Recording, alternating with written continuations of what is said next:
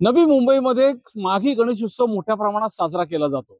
मात्र येणाऱ्या जानेवारीमध्ये 22 तारखेला दिवसाचा हा माघी गणेशोत्सव साजरा केला जातो आणि नव्या मुंबईमध्ये याच काळामध्येच निवडणुका होण्याची शक्यता आहे.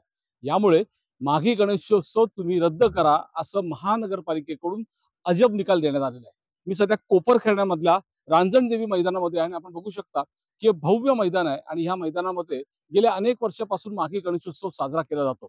आणि या गणेशोत्सवाच्या दीड दिवसाच्या कालावधीमध्ये इथे वेगवेगळे अनेक कार्यक्रम राबवले जातात आणि हा संपूर्ण जो परिसर आहे कोपरखैरण्याच्या परिसरामधली लोक मोठ्या प्रमाणात या गणेशोत्सव साजरा करण्यासाठी किंवा दर्शनासाठी या ठिकाणी येत असतात.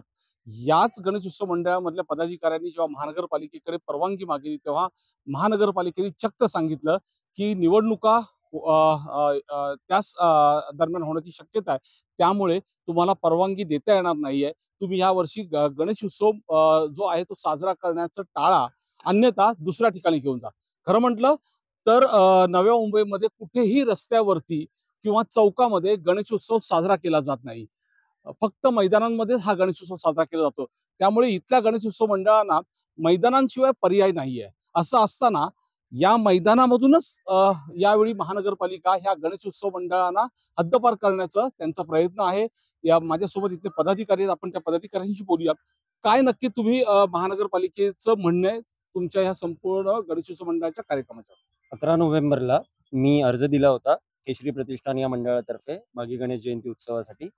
आणि 2 दिवसापूर्वी आम्हाला त्यांच्याकडनं निरोप आला की तुम्हाला यावर्षी गणपती ठेवता येणार नाही. तुम्ही तुमची जागा शिफ्ट करा, कारण की इथे पहिल्यांदाच वोटिंगचा बूथ लागणार आहे. एवढ्या वर्षांमध्ये आम्ही इथे कधीच इथे बूथ पाहिला नव्हता, पण आता तो इथे ठेवण्यात येणार आहे. तर तुम्ही गणपती शिफ्ट करा.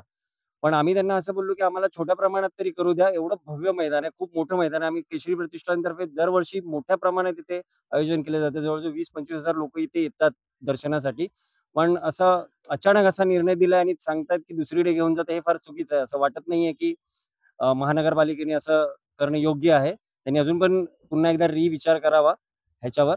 आणि दॅट्स इट.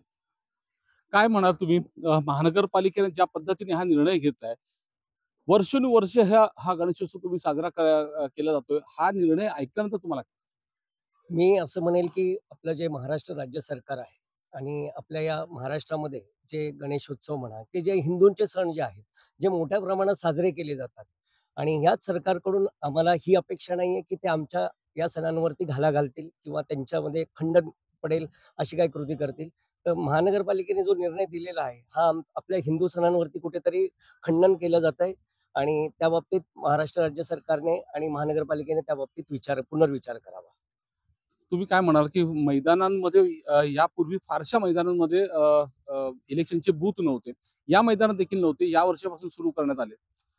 आता ते कसं काय त्या लोकांनी केलं ते आता आम्हाला माहित नाही. कारण ह्याच्या आधी तर कधी मी ऐकलं नाही, की ते मैदानामध्ये बूथ आहेत. ओके.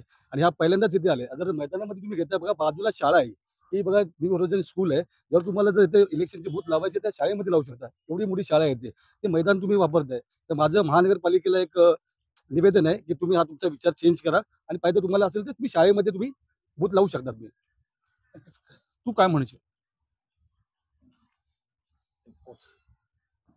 मग तुला काय वाटतं तरुण म्हणून तू एवढे वर्ष तुम्ही साजरा करताय?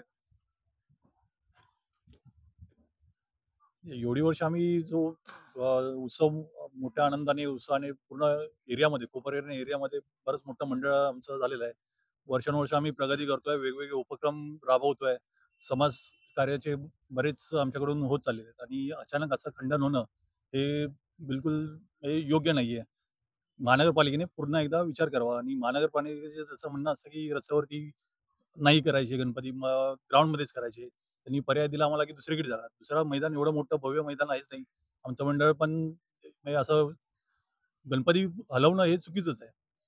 आपण जर पाहिलं तर निवडणुकीची मतदान केंद्र जी आहेत ही महानगरपालिकेच्या शाळा असतील, खाजगी शाळा असतील किंवा समाज मंदिर असतील, या सगळ्या इमारतीमध्येच हे मतदान केंद्र असतात.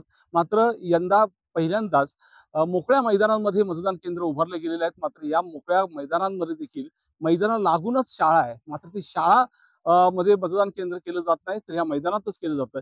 यामागे नक्कीच राजकारण आहे, की खरोखरच महानगरपालिका या ठिकाणी मतदान केंद्र करते किंवा मतदानासाठीच हा विरोध करतायत हे येणाऱ्या काळातच समजेल.